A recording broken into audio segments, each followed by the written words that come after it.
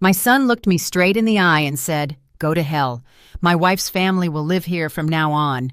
He kicked me out of the home I built with my own hands.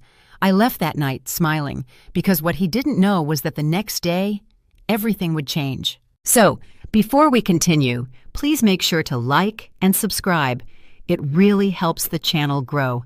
Thank you so much if you've already done it, and let me know in the comments which state or country you're watching from. So now, let's continue our story. I was rinsing the last plate when Daniel walked in, arms crossed, eyes too cold for my own son. "Mom, we need to talk," he said, voice flat like he was about to fire an employee. I wiped my hands on the towel, trying to guess what this was about. Maybe he found a job. Maybe he wanted to thank me for covering their bills these past months. "Sure," I said softly. He didn't even look at me when he spoke the next words. "Emma's parents are moving in. You need to move out." For a second, I didn't understand. "Move out?" My voice cracked. "What do you mean? This is my house." He shrugged like it was nothing. "Not anymore. We've decided. It makes more sense for them to be here. You'll figure something out." I stared at him, waiting for him to laugh, to say he was joking, but he wasn't. My own son stood there, telling me to leave the home I built brick by brick after his father died. "Daniel," I whispered, gripping the edge of the counter, "you can't be serious." He smirked then, that smirk that didn't belong on my boy's face. "I'm dead serious. Go stay with a friend or—" He paused, eyes hard as steel. "Go to hell. I don't care." My chest tightened so hard I thought I'd collapse. "Why?" was all I could manage. He didn't even flinch. "Because this is our family now. Emma's family. We're building a future here. You're old. You'll be fine." Emma walked in then, holding her phone, smirking like she'd won some prize. "Is she still here?" she asked, tone dripping with contempt. Daniel didn't answer her. He just turned to me. "Start packing tonight." My mind went blank. For years I worked 2 jobs to give him everything, and now I was disposable. I wanted to scream, to beg, to shake him until he remembered who I was. Instead, I stood there frozen, the taste of betrayal thick in my mouth. Emma leaned against the doorframe, sipping wine, scrolling on her phone like my pain was entertainment. "Don't make this harder than it needs to be," she said without even looking at me. My throat burned, but no tears fell. Not in front of them. I wouldn't give them that satisfaction. "Fine," I said, my voice quiet, almost calm. Daniel looked surprised, like he expected a fight. But I just smiled. Small, cold, controlled. "I'll leave." Emma laughed lightly. "Good decision." I walked past them, each step heavier than the last, and as I reached the stairs, I heard Daniel say, "Make sure she's out by tomorrow." My hand gripped the railing. Tomorrow. After everything I did for him, I was being thrown out like trash. I kept walking, my head high, even as my heart shattered into pieces. They thought they'd won. They thought I was powerless. But they had no idea what was coming next. I climbed the stairs slowly, gripping the railing like it could hold my broken heart together. Every step felt heavier than the last, as if the walls were watching me, whispering everything I didn't want to hear. This house wasn't just wood and bricks. It was my life. My husband's laughter had once echoed here. Daniel's first steps were on this very floor, and now I was being erased from it like I never mattered. I walked into my bedroom, shut the door quietly, and just stood there for a moment, staring at the bed I bought after his father passed. My legs gave out, and I sat on the edge, pressing my hands into my lap, so hard my knuckles turned white. I wanted to scream. I wanted to ask the universe what I had done to deserve this. Instead, I reached for the old suitcase in the closet. The zipper was stiff from years of not being used. My fingers trembled as I opened drawers and started folding clothes. A shirt, a sweater. Each piece of fabric held a memory I wasn't ready to give up. My hands shook so bad I almost dropped my wedding photo. I stared at it for a long time. His smile used to give me strength. Now I wondered what he would say if he saw this. I wanted to hear his voice telling me what to do, but all I had was silence and the faint sound of laughter downstairs. Their laughter. It crawled up the stairs and into my bones like a warning. I froze, listening. Emma's voice rang out, sweet but sharp. "Yes, Mom. It's all ours now. Finally." I closed my eyes. That word, ours, burned through me like acid. Everything I worked for, everything I gave, reduced to a prize they couldn't wait to claim. My jaw clenched so hard it hurt. I grabbed more clothes and stuffed them into the suitcase without folding. Tears blurred my vision, but I refused to let them fall. Not yet.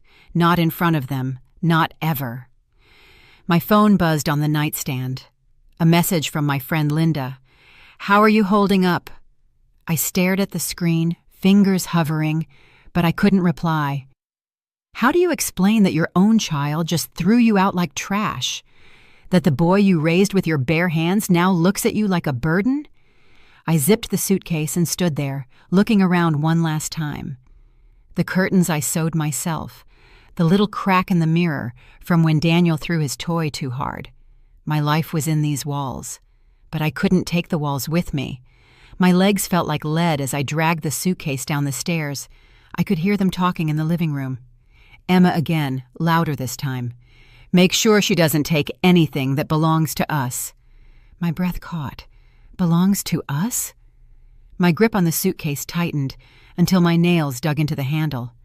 Daniel didn't say a word to stop her. He just let her spit those words out like venom.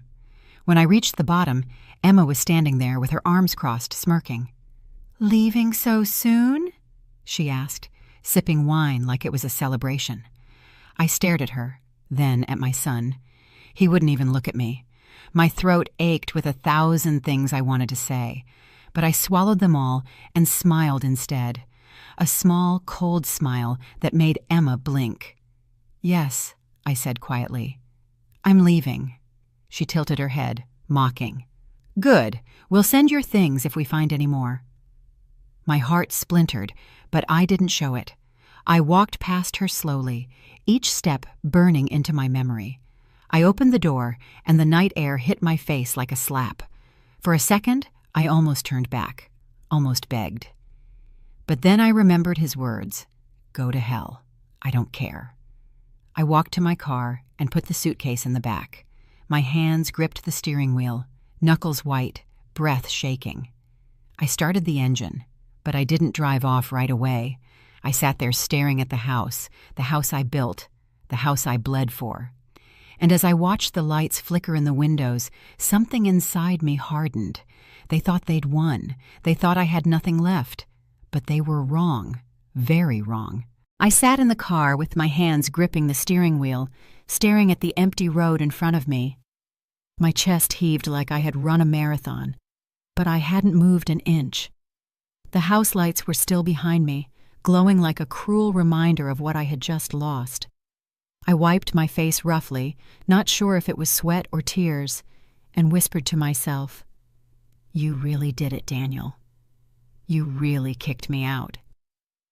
My throat burned as the words left my lips, and for a moment I thought I'd break down right there.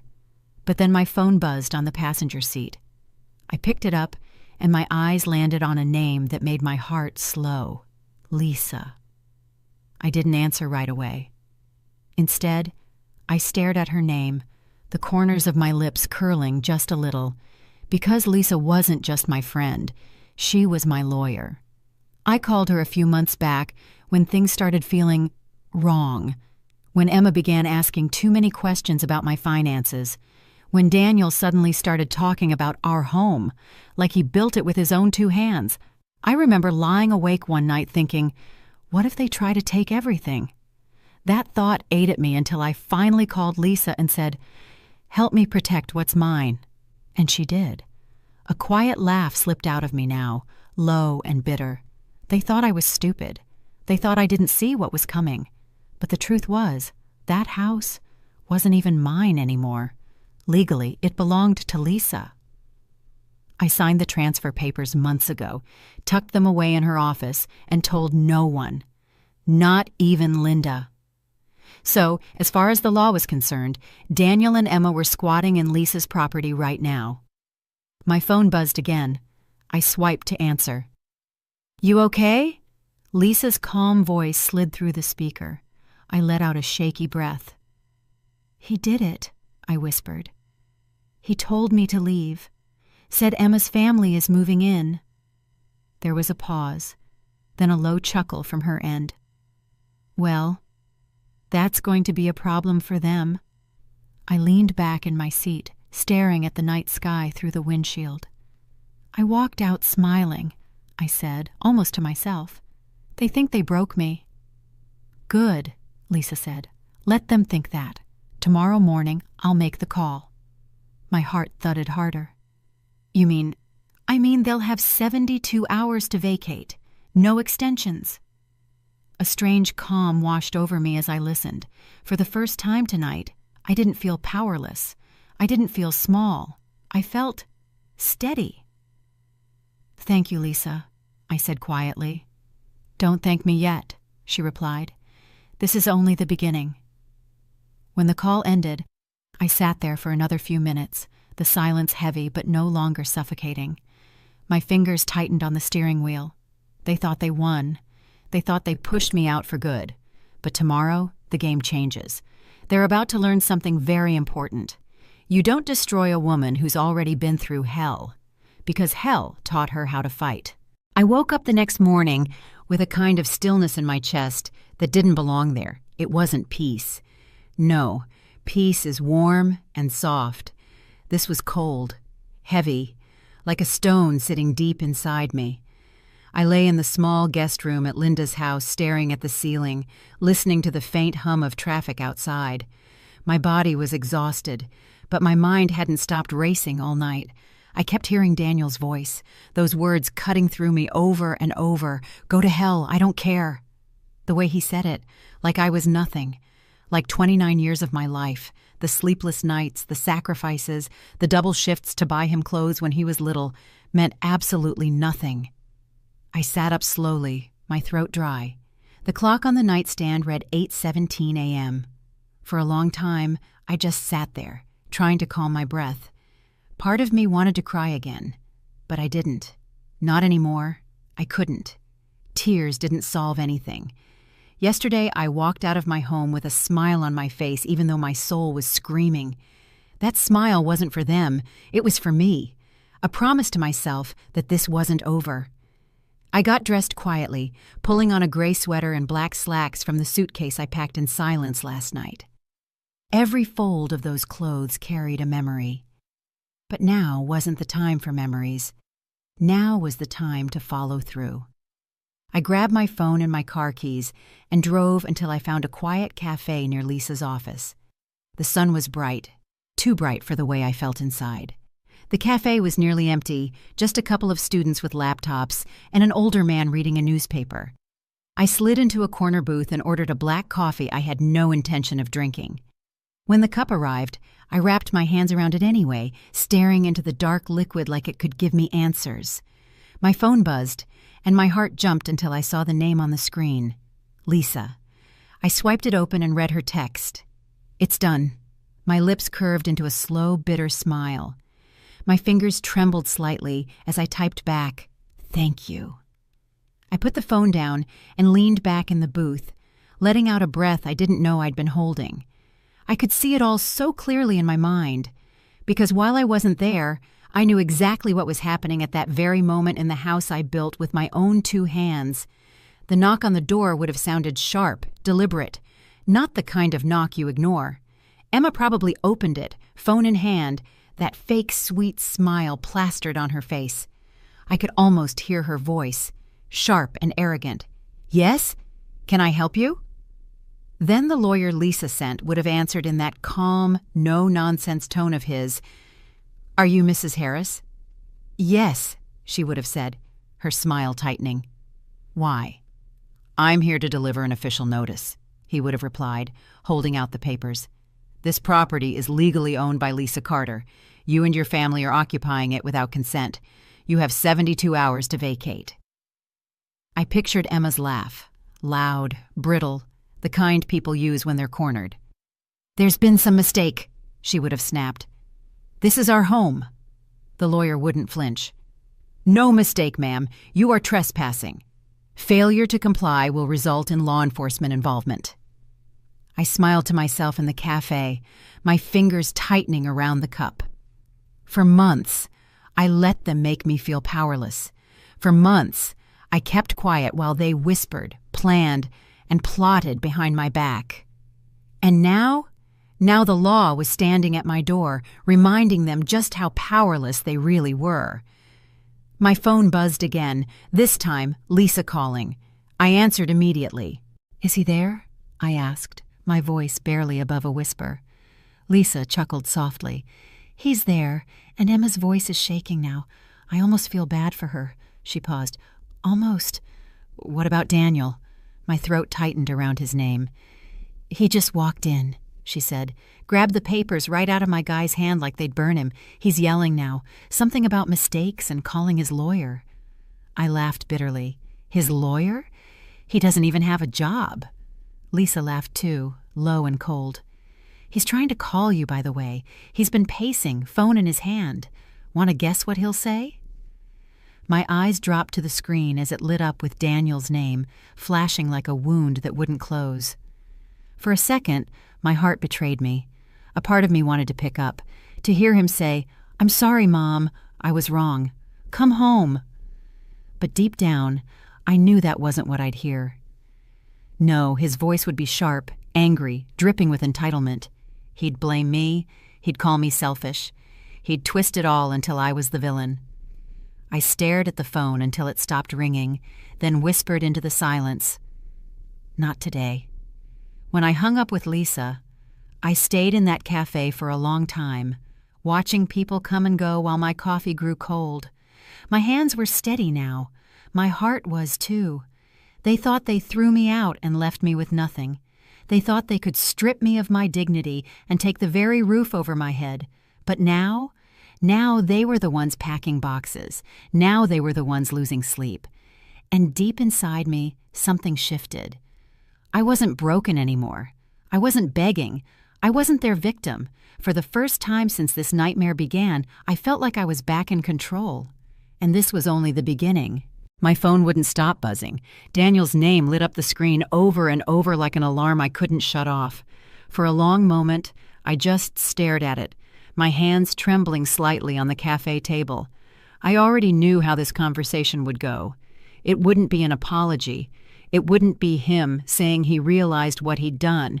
It would be anger, accusations, maybe even insults.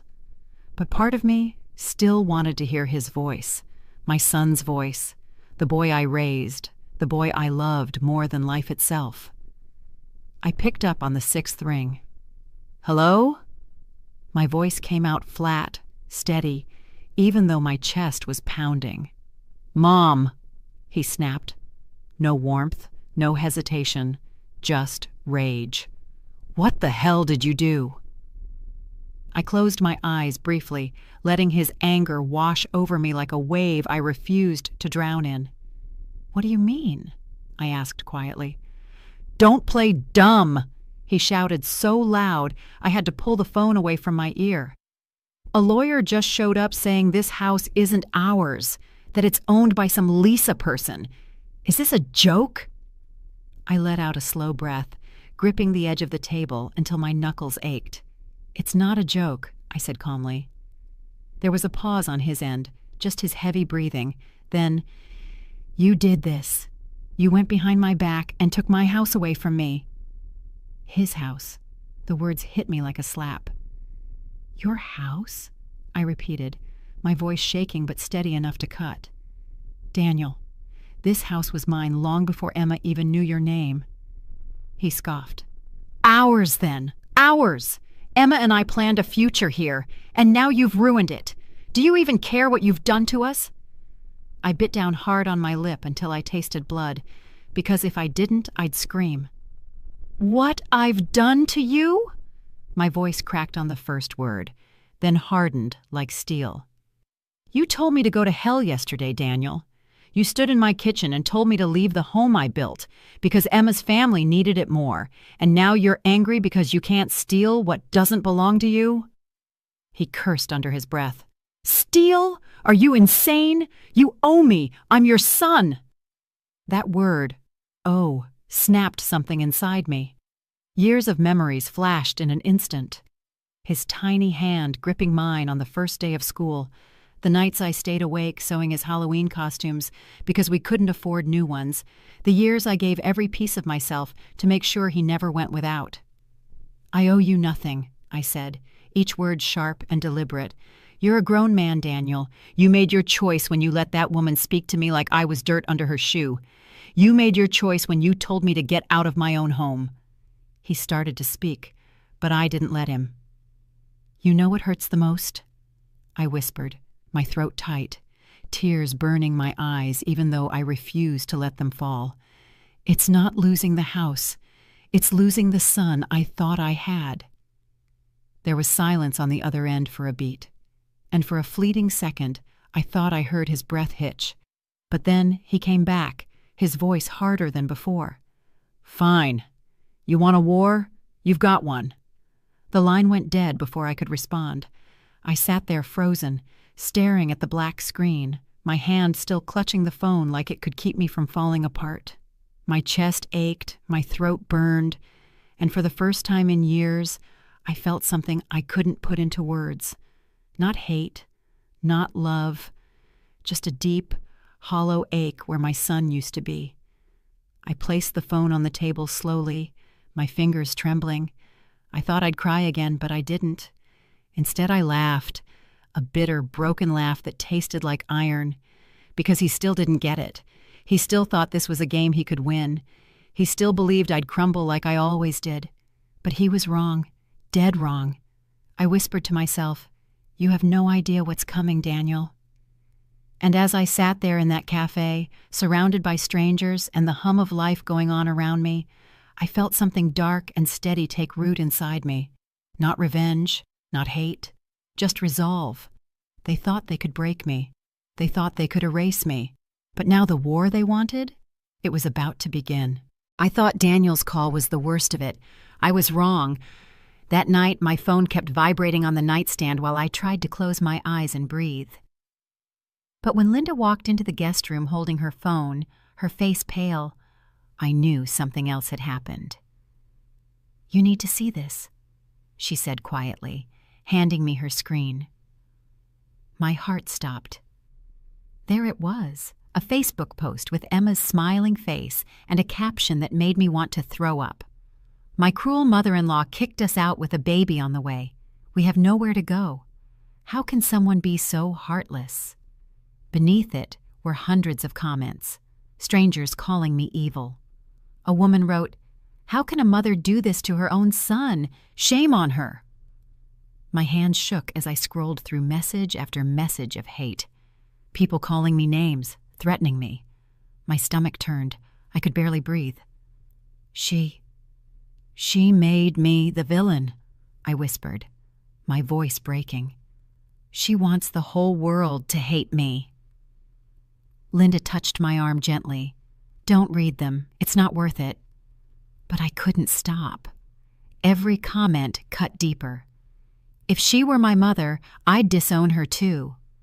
Selfish old hag. It was like watching strangers rip me apart while Emma sat there enjoying every second.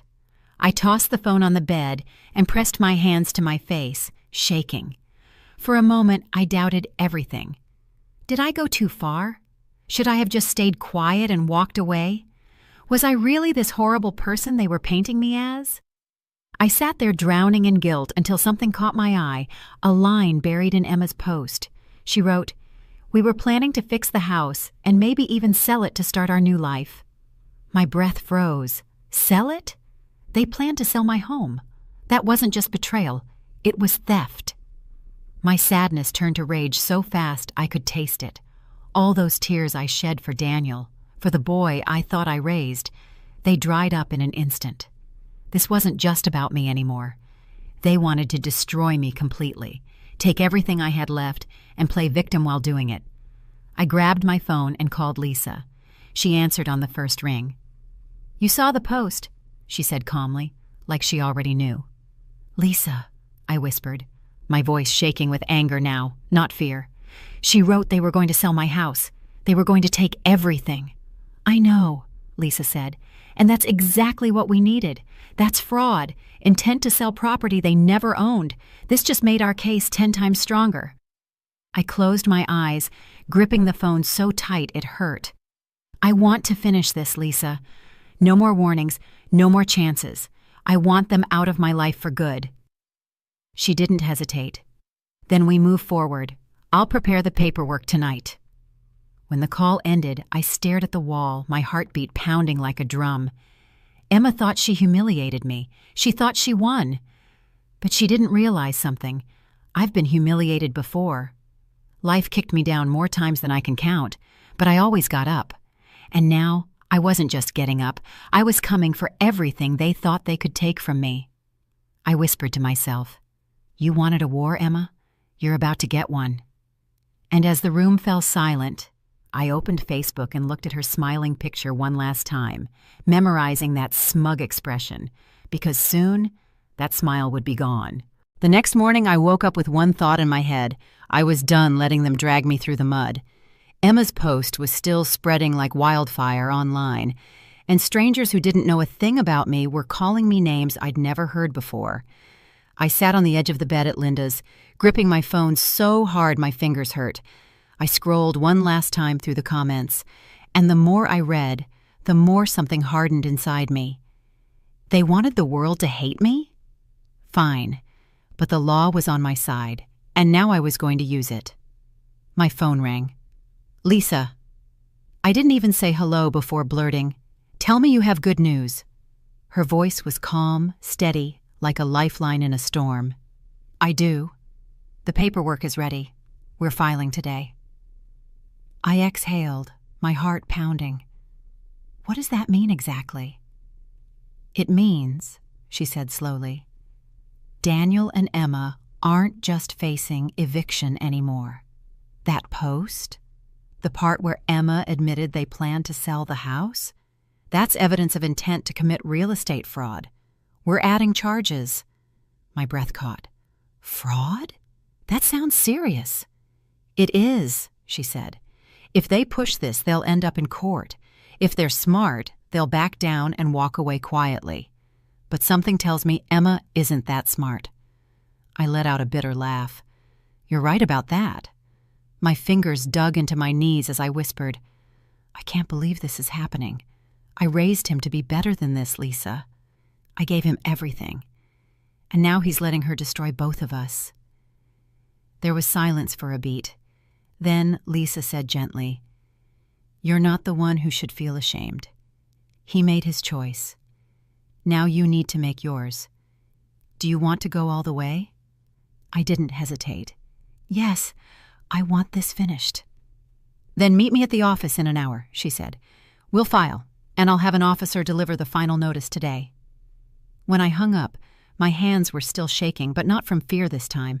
It was something else, a mix of anger, grief, and something I hadn't felt in weeks, control.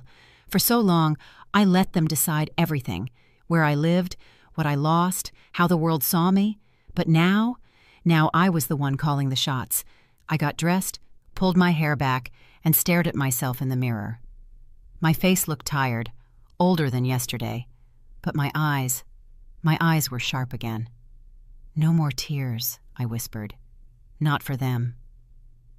At Lisa's office, the papers felt heavy in my hands when she slid them across the desk. "Sign here," she said, her tone calm but firm. "Once you do, this becomes official." My pen hovered for a second. For years, I signed school forms, medical papers, checks, all for Daniel, always for him. And now, here I was, signing something that could ruin his life. My throat tightened. But then I remembered Emma's smirk, Daniel's voice telling me to go to hell, and that post that turned me into a monster for the world to hate. I pressed the pen down hard, and signed. When I looked up, Lisa gave a small nod. "You just took back your power." I walked out of that office feeling lighter and heavier at the same time.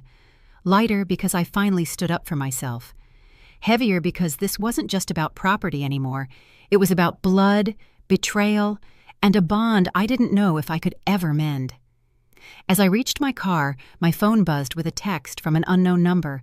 I opened it, and my heart stopped.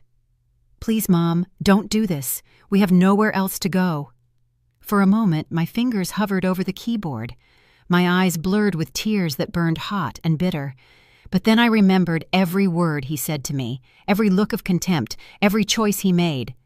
I locked the screen without replying and whispered to myself, "You should have thought of that before." I started the car, my jaw set, knowing this was the point of no return. If I crossed this line, there was no going back, and I was already halfway over. 2 weeks later, I was sitting in my living room folding laundry when the news alert popped up on my phone. At first, I thought it was another cruel comment from strangers online, but when I opened it, my heart skipped a beat. Local couple under investigation for attempted real estate fraud. There it was, Daniel and Emma's names in black and white, plastered across the news for the world to see. My hands froze mid-fold as I stared at their wedding photo that the reporter must have pulled from Facebook. I read every line slowly, almost in disbelief, even though I knew this was coming. The article explained how they tried to sell a property they didn't legally own, how the rightful owner, Lisa, took legal action. It even mentioned possible fines and probation if charges stuck. My breath came out shaky as I whispered, "God, what have you done, Daniel?" My phone buzzed, and I didn't need to look to know who it was. I swiped to voicemail, but the message came through almost instantly. His voice was hoarse, panicked. "Mom, please, they're talking about jail. Emma's crying. We don't know what to do. I'm begging you, just call me back, please." My chest tightened so hard I pressed my hand against it, but I didn't move. For a second, guilt pricked at me, sharp and quick like a needle. This was my son, my flesh and blood. I thought of him as a boy, running through that same house with scraped knees, asking for one more bedtime story. And now, here he was, a grown man drowning in a mess he made himself. My eyes stung, but I didn't cry. I couldn't. Not after everything. This wasn't my doing. This was the consequence of his choices, of Emma's greed, of both of them thinking love meant they could walk all over me without consequence. Lisa called while I was still sitting there, my laundry forgotten on my lap. "You saw the news?" she asked. "I did," I said quietly. "It feels strange, like I should be happy, but I'm not." "You're human," she said softly. "It's your son, but don't confuse justice with revenge. This was about protecting yourself, and you did what you had to do." I closed my eyes. "Will they go to jail?" "Not if they cooperate," Lisa said. "Most likely a heavy fine, maybe probation. They'll learn a lesson either way." I thanked her and ended the call, staring at the muted TV screen where their names kept scrolling. Emma's Facebook account had gone silent. Her family wasn't posting pictures of fancy dinners anymore. They'd disappeared, hiding from the shame they tried to put on me. And for the first time in weeks, I felt something close to relief. Not joy, not triumph, but a quiet sense that the scales were finally balanced. I picked up another shirt from the laundry pile and folded it slowly, my hand steady this time. But just as I placed it down, my phone lit up again. Another message from Daniel. I almost didn't read it, but curiosity got the better of me. "I'm sorry, Mom. Please, I messed up everything." I stared at those words until they blurred, my throat tightening all over again. Sorry. 2 little syllables that came too late, buried under all the hurt. I didn't reply. I couldn't. Instead, I set the phone down, wiped my hands on my jeans, and whispered into the quiet room, "I hope you finally understand what you cost me." Because the truth was, this wasn't just about a house anymore. It was about a bond I wasn't sure could ever be repaired. And deep down, I knew that even if the law gave them mercy, life had already handed down its verdict. I sat alone in my small kitchen, staring at the wall as the hum of the refrigerator filled the silence. The laundry was folded, the dishes were done, but my mind was a mess I couldn't clean up. The TV was off. I didn't want to hear more news, didn't want another headline screaming Daniel and Emma's names. For a few minutes, I just sat there with my hands resting on the table, tracing the edge with my fingertip like it could ground me. Then my phone buzzed. I almost ignored it, thinking it was another alert or someone sending me the article again. But when I glanced at the screen, my heart sank. It was Daniel. The text was short, only 6 words. "I'm sorry, Mom. I messed up everything." My throat tightened instantly. I stared at those words until they blurred, my chest heavy with something I couldn't name. Anger, love, grief, all tangled into one unbearable knot. For a moment, I felt the air leave my lungs, and I whispered out loud, "You should have said that sooner." My fingers hovered over the keyboard, trembling. I typed 3 different responses, deleting each one. "It's too late." Delete. "You hurt me too much." Delete. "Come home." Delete. I set the phone down and pressed my hands against my face, feeling the sting behind my eyes. How did we get here? How did we go from birthday cakes and bedtime stories to legal papers and news headlines? I wanted to call him. I wanted to hear his voice like it used to be, soft and boyish, when he still looked at me like I was his whole world. But then I remembered Emma's smug smile, his voice saying, "Go to hell, I don't care." I remembered the day I carried my suitcase out of my own house while they laughed in the kitchen. My chest burned with the memory, and my hands dropped from my face, fists clenched. I picked the phone up again and typed slowly this time, each word like a piece of glass cutting me open. "I'll always love you, but I can't save you from yourself." My finger hovered over send for what felt like forever before I finally pressed it. The screen went dark, and the silence in the kitchen grew louder than ever. I sat there for a long time, my eyes fixed on nothing, wondering if those words would be the last I ever said to him. Wondering if this was the end of us as mother and son. I didn't know the answer.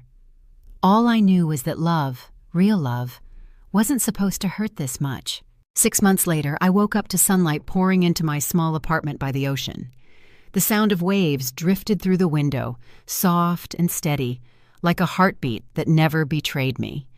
I slid out of bed and walked into my tiny kitchen where a basket of fresh bread sat cooling on the counter. My mornings were simple now: coffee, baking, and the quiet hum of peace. No shouting, no judgment, no footsteps that carried resentment. Just me. For the first time in years, I felt like I belonged somewhere. I opened the window wider, letting the breeze kiss my face as I stared at the ocean, endless and blue, and whispered to myself, I survived. It wasn't easy. The nights were the hardest at first. Nights when I'd roll over and see the empty space where my husband used to be, and now the absence of my son, too. Nights when my mind replayed every word Daniel threw at me, every look of contempt in Emma's eyes. But then I'd remind myself, this wasn't about losing. This was about letting go. And I had to, because holding on was killing me. I poured coffee into a chipped mug and sat at the little table by the window, scrolling through my phone without purpose. Daniel hadn't called in months. His last message was still there, unread after the one I replied to that night. Sometimes I hovered over it, tempted to open the conversation, to say something, anything. But then I remembered the weight I carried when I loved people who didn't love me back the same way. I couldn't go through that again. Still, a part of me hoped he was okay, that he learned something from all of this, that maybe one day he'd walk through my door without anger in his eyes. My gaze drifted to the photograph on the wall. Me and Daniel when he was 5, his arms wrapped around my neck, both of us smiling like the world couldn't touch us. I smiled faintly, tracing the frame with my fingertips. "I'll always love you," I whispered, the words for him, even if he couldn't hear them. After breakfast, I tied my apron and started kneading dough for the bakery down the street where I worked part-time now. My hands moved slowly, pressing, folding, shaping, like I was piecing myself back together one loaf at a time. It was honest work. It smelled like comfort. It gave me something to hold when everything else had slipped through my fingers. By afternoon, the aroma filled the room, and I felt a strange warmth in my chest. A quiet victory. Not over Daniel or Emma, not even over the past, but over the part of me that thought I couldn't live without them. That part was gone. I had survived betrayal, humiliation, loneliness, and now I had peace. I glanced out the window one last time, the sea shimmering under the golden sky, and let out a breath that felt like release. "Goodbye, Daniel," I murmured softly. "Wherever you are, I hope you find your way." Then I turned back to the counter, brushed the flour from my hands, and smiled. Not for anyone else, not for show, but for me, because for the first time in a long time, my life was mine again, and that was enough.